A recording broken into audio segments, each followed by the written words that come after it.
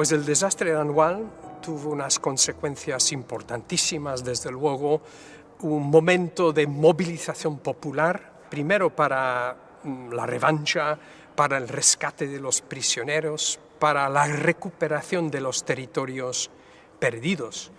Pero para los que estaban en contra de esa guerra de Marruecos, reforzó el abandonismo que había, o sea que ayudó a polarizar la opinión de forma bastante radical en España. Había muy pocos en el ejército colonial, que estaban por el abandonismo. Primo de Rivera, por un cierto tiempo, estuvo a favor, pero después del golpe del 23, pues empezó a cambiar de opinión y luego ya en el 25 estaba decidido a la contraofensiva a través de Alhucemas.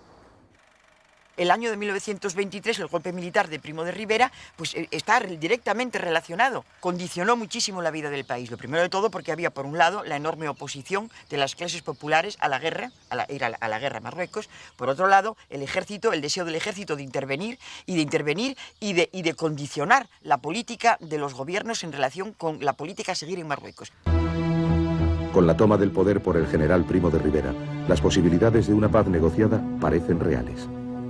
El jefe del directorio militar, conocido por su oposición a la aventura colonial africana, ha admitido ante un corresponsal extranjero: Abdelkrim nos ha derrotado. Posee las ventajas inmensas del terreno y del fanatismo de sus seguidores. Nuestras tropas se hallan agotadas por una guerra que ha durado años. No ven por qué tienen que luchar y morir por un pedazo de territorio sin valor alguno.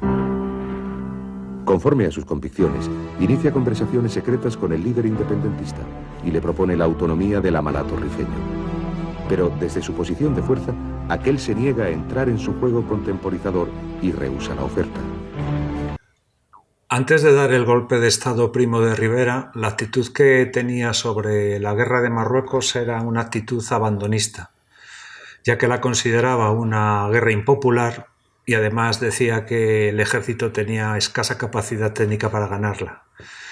Era partidario de emplear el dinero que se estaba destinando a Marruecos a recursos humanos para realizar inversiones para regenerar España. Esta postura le valió el cese en sus cargos de capitán general de Valencia en 1917 y en Madrid en 1921.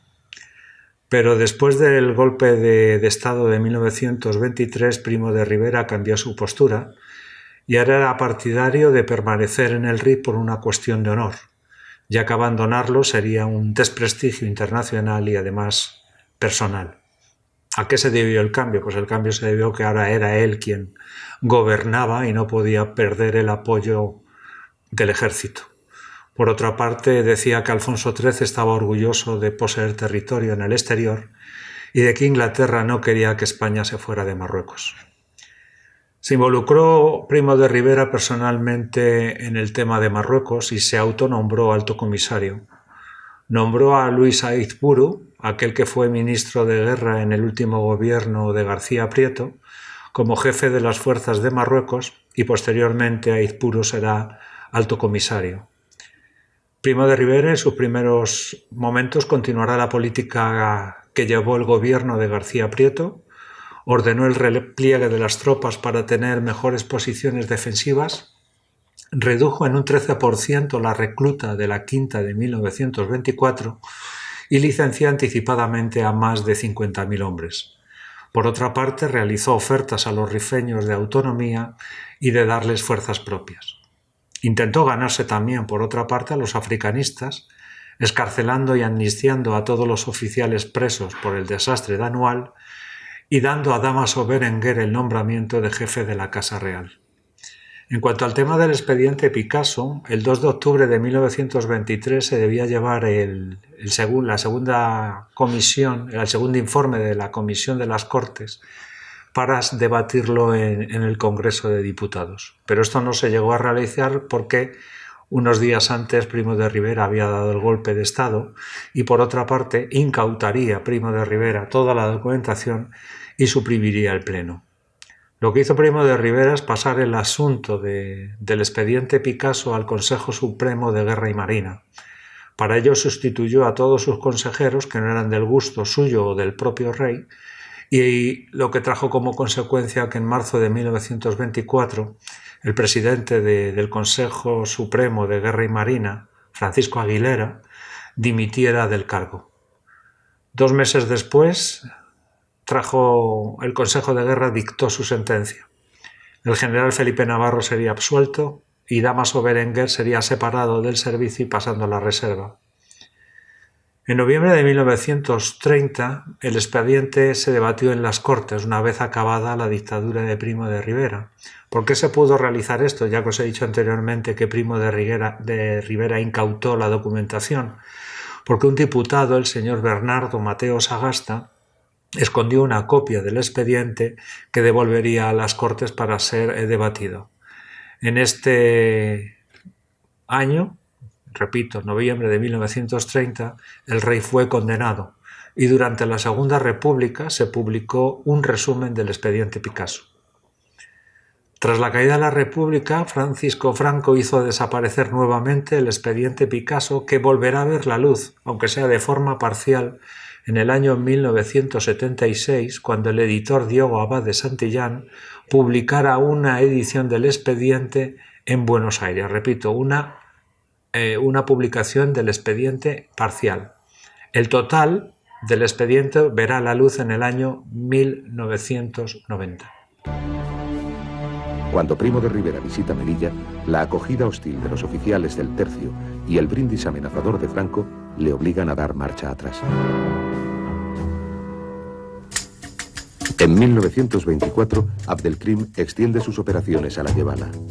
Las cabilas de la zona, dependientes hasta entonces del Raisuni, se unen a su vez a la lucha independentista y con su ayuda corta la carretera de Tánger a Tetuán, aísla a Larache y pone cerco a Saúl. La caída de esta ciudad será el último gran revés del ejército colonial español. Miles de muertos, heridos y prisioneros, pérdida de grandes cantidades de armas modernas y material militar. Entre marzo y agosto de 1924, Abdelkrim intensificó sus ataques por la zona oeste del protectorado, poniendo en problemas a las posiciones españolas en Yebala y Sauen. En julio, Primo de Rivera visitó el protectorado, y esta visita no fue muy agradable, ya que fue amenazado e injuriado por los oficiales de la Legión extranjera, cuyo portavoz en estos momentos era el coronel Francisco Franco. Primo de Rivera, a pesar de todo esto, ordenó el repliegue y estaba decidido a abandonar Marruecos y aceptar la derrota ante Abdelkrim. Se volvió a España, pero los africanistas no obedecieron sus órdenes. En septiembre volvió Primo de Rivera al protectorado y se autonombró alto comisario y ordenó el repliegue hacia Tetuán. El objetivo era suprimir 180 posiciones. Este repliegue duró 3 meses y en el mismo se sufrieron muchas bajas por las malas condiciones climatológicas y por los ataques que realizaba Abdelkrim a los poblados abandonados por los españoles, a los que acusaba de colaboracionistas. Se produjeron 10.000 bajas, pero menos muertos que en el desastre de Anual. Las regiones de Gomara y Yebala se unieron a Abdelkrim y capturaron en estos ataques a El Raisuni, que moriría en cautiverio en abril de 1925. Esta situación hizo que Primo de Rivera rompiera todo tipo de negociaciones con Abdelkrim el 24 de enero de 1925 y provocó también la insubordinación de los mandos de la zona, liderados por Gonzalo Queipo de Llano y Francisco Franco. En el mes de abril de 1925, Abdelkrim invadió el protectorado francés. ¿Por qué? Porque daba ya por ganada la guerra con España y, en segundo lugar, porque necesitaba víveres, ya que el Rif se había agotado, y entonces invadió la zona sur, que era del protectorado francés. De las 66 posiciones que tenía Francia en esa zona, 43 fueron capturadas por Abdelkrim, produciendo 6.000 bajas entre los franceses y capturando todo tipo de armamento, cañones, ametralladoras, fusiles. Y estaba en estos momentos Abdelkrim a 30 kilómetros de la capital del protectorado, la ciudad de Fez. En esta En este momento la situación del Delcrín era muy buena. Tenía un ejército más o menos de 100.000 soldados, pero no era un ejército permanente. Tenía 200 cañones y algún que otro avión, pero no podían volar. Además contaba con el apoyo internacional de la comunista y tenía una economía, dijéramos, bastante aseada, porque tenía el apoyo y la ayuda económica de aventureros internacionales que tenían la esperanza de que si ganaba, Delcrín le diera concesiones en las minas de la zona que él controlaba. Ante las proporciones de la derrota, Francia se ve obligada a intervenir. El ejemplo del Rif amenaza con extenderse a todo Marruecos y pone en peligro su protectorado. Con el pretexto de la ocupación por Abdelkrim de la kabila de Beni Serwal, que, según los franceses, formaba parte de la zona, en verdad imprecisa, atribuida a Francia en 1912, el gobierno de París decide coordinar su acción militar con España. Tras la conferencia de Madrid en junio de 1925 y la visita del mariscal Pétain a Tetuán, los dos ejércitos emprenden una ofensiva destinada a pillar a Abdelkrim entre dos fuegos. La estrategia al final no la diseñarán ellos, sino que se la diseñará Abdelkrim. Cuando Abdelkrim ataca a Francia, las tornas se cambian completamente. En ese momento Francia se convierte en la aliada natural de España y, haciendo una pinza entre tropas francesas y tropas españolas, se puede empezar a cambiar el rumbo de una guerra que está muy bloqueada. La estrategia conjunta entre españoles y franceses acabará con toda la República del Rif en relativamente poco tiempo. El máximo exponente de esto será el desembarco de Alhucemas, un desembarco en el que la capacidad bélica conjunta de franceses y españoles es absolutamente superior a la de los 4 rifeños que se ocultan entre los peñascos con un par de cañones anticuados. Es un desembarco sobre la nada, sobre un ejército absolutamente inferior. En junio de 1925, España y Francia firman un acuerdo de acción militar conjunta y coordinada. Tendrían alrededor de unos 500.000 hombres. Lucha contra el contrabando de armas, concesión mutua de derecho de persecución en caliente en territorio del otro país, y también se fijaron las fronteras de los territorios protegidos. Abdelkrim no tenía mucha confianza en que este acuerdo llegara a su fin y bombardeó a Alhucemas como desafío posible a un desembarco. La estrategia de españoles y franceses era la siguiente. Francia atacaría por el sur y España desembarcaría en Alhucemas y marcharía hacia Asdir. Más tropas y mejor preparadas que las de Abdelkrim. Entre el 29 de agosto de 1925 y el 2 de octubre se produjeron bombardeos tanto navales como aéreos, causando la derrota final de Abdelkrim, que va de retirada en retirada.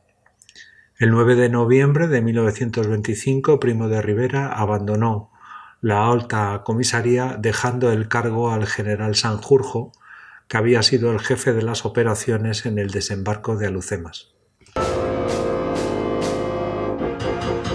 8 de septiembre de 1925, puerto de Ceuta. El general Primo de Rivera acaba de embarcar en el buque insignia de la Armada, el acorazado Alfonso XIII. Desde allí va a dirigir una nueva y decisiva intervención militar en Marruecos, el desembarco en la bahía de Alhucemas. En esta ocasión se trata de una operación militar conjunta hispano-francesa. El líder rifeño Abdelkrim ha extendido la guerrilla al protectorado francés, lo cual ha favorecido el acuerdo entre España y Francia para acabar con la insurrección rifeña.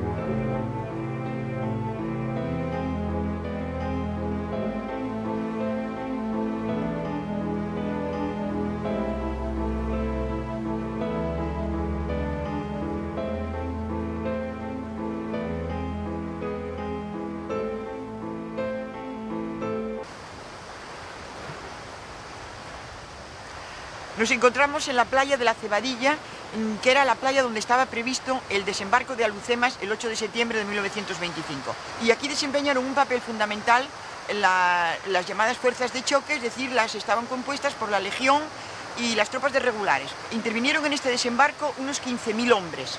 También desempeñó un papel muy importante la aviación. Intervinieron unos 136 aparatos, 18 hidroaviones y unos 8 bombarderos franceses. Es decir, una fuerza aérea absolutamente impresionante que no solamente causó muchas víctimas entre los combatientes, sino que también desmoralizó muchísimo, ¿no?, la resistencia.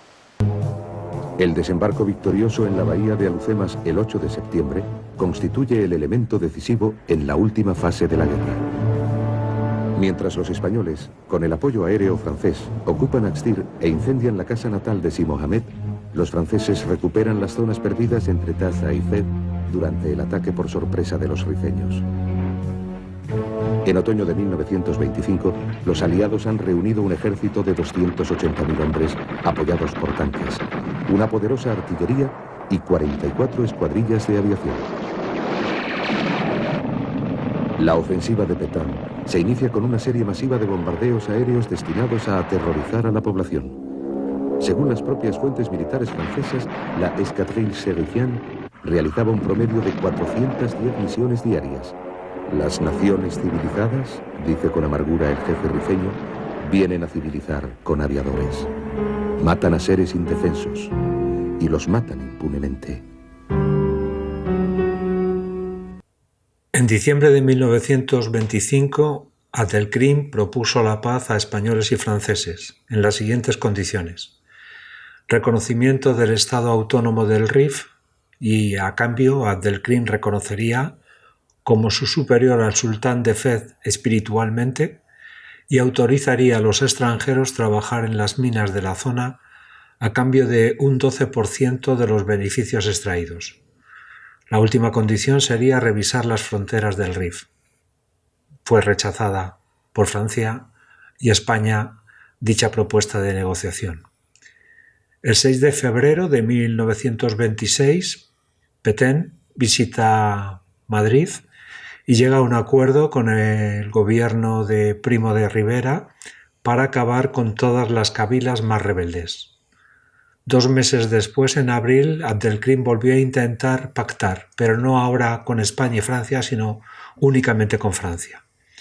Fracasó esta nueva negociación y las exigencias que le pusieron encima de la mesa Abdelkrim, Francia y España fueron 3: sumisión al sultán, abandono del territorio y desarme de todas las tribus. Abdelkrim no aceptó porque eso supondría un levantamiento de las cabilas contra él, y continuó su ofensiva, que finalizaría en julio de 1927. El 27 de mayo de 1926, Abdelkrim, viendo que no había ninguna solución, se reentregó a Francia y fue desterrado a la isla de Reunión con 150 de sus hombres. España protestó ante Francia porque pensaba enjuiciar a Abdelkrim por el trato que había dado a los oficiales prisioneros españoles. Con esto se acabó la guerra de Marruecos y Prim se otorgó las más altas distinciones militares, la laureada de San Fernando y la Gran Cruz del Mérito Naval. Ole.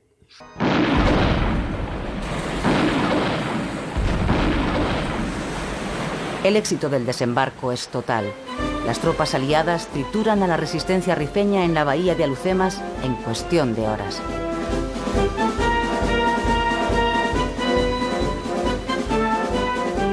Seis meses después, el ejército español domina el Rif y su líder, Abdelkrim, se rinde a los franceses.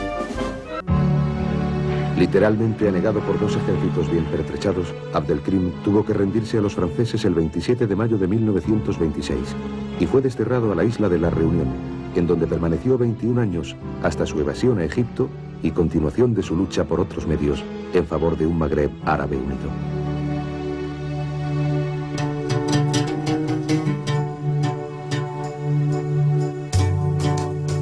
El discurso anticolonialista de Abdelkrim que invocaba unos derechos reconocidos hoy en la Carta de las Naciones Unidas, era en su época lúcido y premonitorio. En una carta abierta a las naciones civilizadas, el Amir del Rif escribía: «Ya es la hora de que Europa, que ha proclamado en el siglo XX su voluntad de defender la civilización y elevar a la humanidad, haga pasar estos nobles principios de la teoría a la práctica. De que se alce a defender a los humillados contra los agresores y de que sostenga, frente a los poderosos, el derecho de los débiles, cuyo sentido tradicional de dignidad no puede conducirles de no mediar un socorro exterior, sino a un final ineluctable, la autodestrucción». Los españoles creen que Europa les ha encargado de la reforma y civilización del Rif. Pero los rifeños preguntan: ¿acaso la reforma consiste en destruir viviendas con armas prohibidas o en injerirse en la religión del otro y usurpar sus derechos? En plena guerra del Rif, había enviado en efecto mensajes a los hermanos de Argelia y Tunisia, y en 1947, anticipándose a la reciente unión de los 5 estados del Magreb, proclamada en Marrakech, creó en El Cairo un comité de liberación del Magreb del que formaron parte Bourguiba, Alal el Fassi y los líderes independentistas argelinos. Las campañas de Marruecos tienen otro efecto: la rápida promoción de un grupo de jefes militares, los africanistas, a los que Alfonso XIII se muestra muy unido y que desempeñarán un papel decisivo en la historia de España. La creación del cuerpo de la Legión por Millán Astray y Franco, compuesto de voluntarios españoles y de otros países, a fin de vigilar y suplir al desánimo y falta de motivación de nuestros soldados, así como la aparición de una casta de jefes y oficiales africanistas que no tardarían en alzarse contra sus superiores, fueron producto de aquella guerra represiva y la experiencia amarga de sus humillaciones.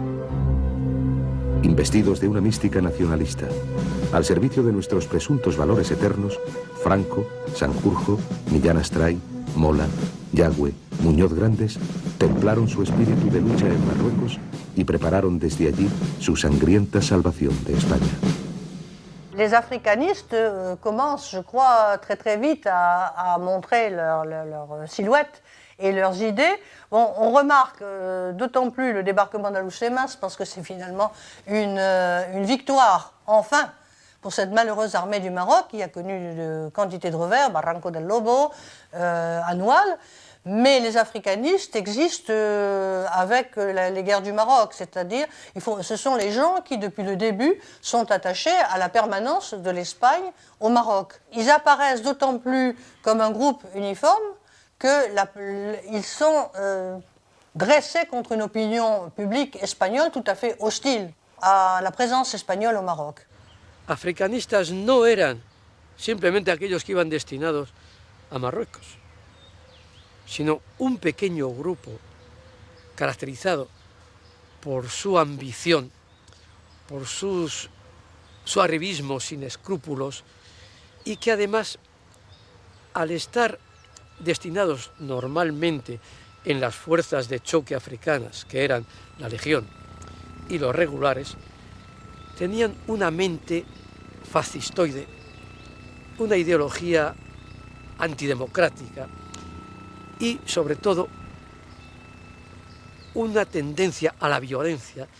Saqueos, pillajes, violaciones, brutalidad, ejecuciones en masa. Eso era el tipo de, digamos, de ética que se desarrolló en la guerra. Y al final de la guerra colonial, ellos se vieron un poco como una casta especial, como gente con una misión, digamos, para corregir, para redimir a esa España corrompida. Tenían muchas ventajas respecto a los militares de la metrópoli. Muy fácilmente podían obtener ascensos, podían obtener medallas, y esto significaba que estos militares africanos que ascendían muy rápidamente acababan por bloquear los ascensos de sus compañeros que no salían de la metrópoli.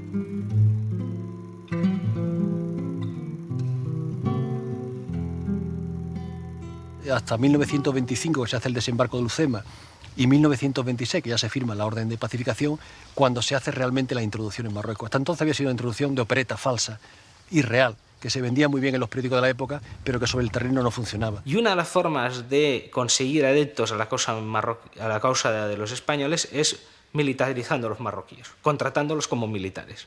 Esta es una forma de redistribuir dinero dentro de la sociedad marroquí. Por otra parte, el mismo ejército establece una serie de personajes, de oficiales de asuntos indígenas, en España se llaman interventores, que controlan las distintas cabilas, las distintas zonas de Marruecos y que, mediante la colaboración con los jefes locales, se encargarán del control de todo el territorio. Ellos controlaban la cábila a través del CAID o directamente a través de sus propias fuerzas militares. Y el interventor pues era un poco el señor de la tribu. Hay interventores realmente muy significativos como Emilio Blanco Izaga, que estuvo en el RIF prácticamente entre 1927 y 1942 y que se puede considerar un poco ese arquetipo, el paradigma de lo que era el gran interventor militar, con una concepción que va mucho más allá de lo que es la intervención militar para convertirse en etnógrafo, en arquitecto, en sociólogo y en artista.